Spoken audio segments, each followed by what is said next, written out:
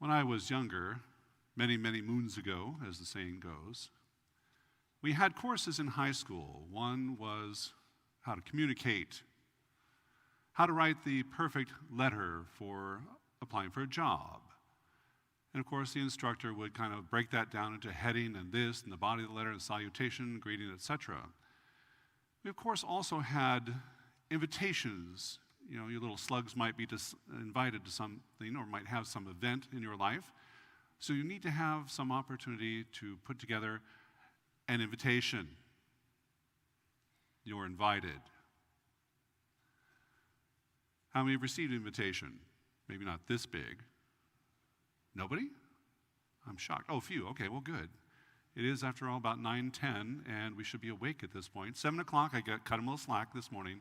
That was a little bit early.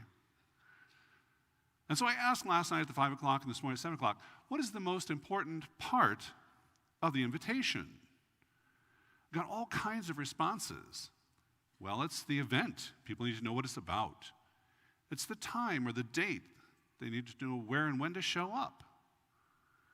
I said, well, you know, a lot of that stuff is really good. Somebody said, well, it all depends on who you invite. Who you invite? Well, I guess. But aren't we all Christians?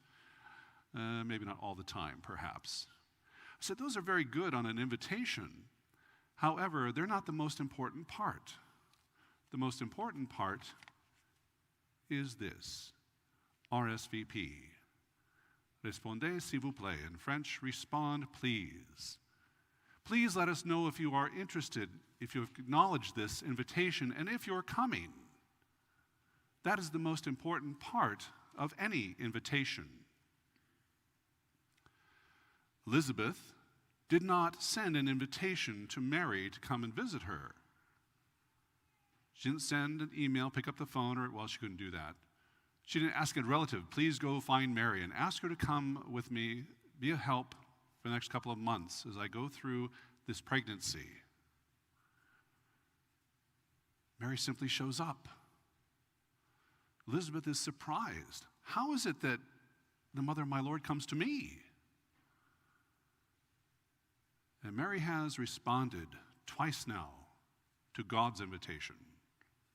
Her first response was that through the angel Gabriel, this is what will happen if you so desire it. And Mary responds, let it be done to me as you say. Let God's will be accomplished in and through me.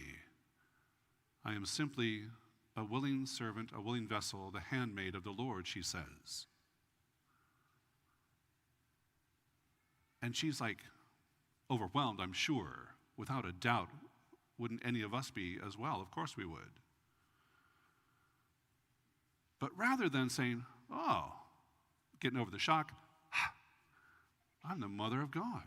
So, bring it on. Hey, you know who I'm carrying here?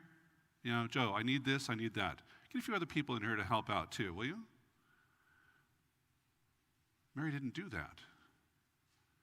Even though she understood her unique position in salvation history, she did not let that go to her head or human heart and become obnoxious or self-centered. She understood what it was to open her life fully and completely to the will of God. God sends her, invites her, go and help your cousin Elizabeth. She's in need of your assistance. And she goes. Her second response to God's invitation, God's will. Now, she's pregnant, and she's helping out somebody else who's pregnant. Not an easy task, I'm sure, for you ladies who have experienced childbirth. And yet, as the first and best example of discipleship, for us, that is what Mary is.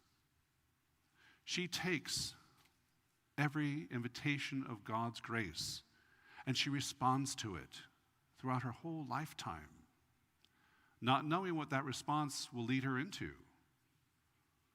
But she responds in the affirmative, the positive, with yes. And indeed, John the Baptist, the child that Elizabeth is carrying, gave us that unique invitation at the beginning of Advent. Prepare in your heart, your mind, your spirit, and your soul a place for the Lord. Open yourself up fully and completely. Yes, it's a little scary, and yes, you may not know where it's going to lead you, but do it anyway. That was our invitation several weeks ago. And we responded. Some responded by setting aside more time for prayer. Some responded by reaching out and looking for those moments of grace to be involved in the life of the world, the life of those who are in need. And some responded by doing nothing. Even nothing is in itself a response. And so we challenge ourselves as God invites us every moment of every day, but especially in the season of Advent, to have that unique place in our mind, our heart, our spirit, and soul for the Lord.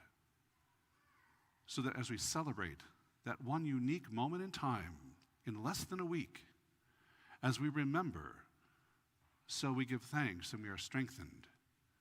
For the presence of Christ that changed the world is the presence we bring to the world each day, changing for the greater good the minds and the hearts of those who are called to believe. We were blessed to participate in the rite of acceptance for Alani this morning on the journey to the fullness of faith. She and the other catechumens here at St. Paul the Apostle and at every parish throughout the world remind us of the importance of God's call. Let us not take it lightly. Let us take every opportunity to respond to every invitation that God gives to us. Enter into the moments of grace. Be healed and be healing for others. Be at peace and be a peacemaker for others. Be reconciled to God and bring others to that same peace of reconciliation and hope. May God bless us in these final days of late Advent, that we may be truly ready to celebrate the fullness of the life of Christ in our hearts, in our sacraments, and in our world.